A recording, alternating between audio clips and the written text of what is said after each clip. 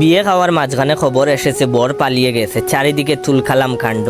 এইদিকে আমার প্লেটে মাংস কম পড়েছে, চারিদিকে চেয়েও মাংস নেওয়ার মতো কাউকে পেলাম না। অবশেষে অনেক উকিঝুঁকির পর দেখি কন্যারে গিরে সবাই দাঁড়িয়ে আছে, প্লেট হাতে নিয়ে বাবুর্চি টাইপের এক লোকরে বললাম, ভাই সাব গরুর মাংসের হাড়ি কোথায়? সে আমার দিকে তাকিয়ে কর্কশ স্বরে বলে উঠল, ছেলেও দাও হয়ে গেছে আর আপনি খাবারের পিছনে এখনো পড়ে আছেন। বুঝলাম না, ছেলে গেছে তো কি হয়েছে, আমারে দাওয়াত দেওয়া হয়েছে, আমি খেতে এসেছি। এইদিকে কন্যা চিৎকার করে বলছে, আমি বিয়ে না করে উঠবো না, এক্ষুনি আমাকে বিয়ে দিয়ে দিতে হবে।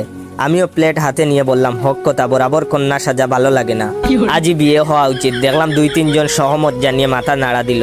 কন্যা আবার বলে উঠলো, এই মুহূর্তে আমার বিয়ে না হলে আমি গলায় দড়ি দিব।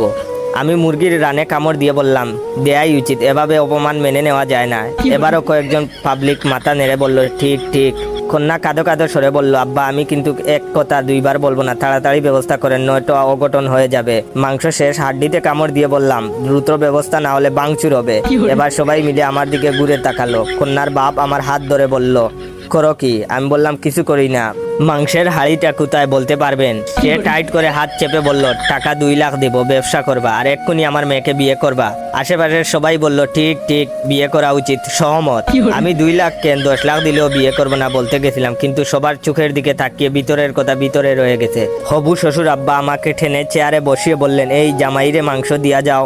মাংস দূরে থাক, পানিও এখন গলা দিয়ে নামছে না। এ কি মুসিবতে পড়লাম।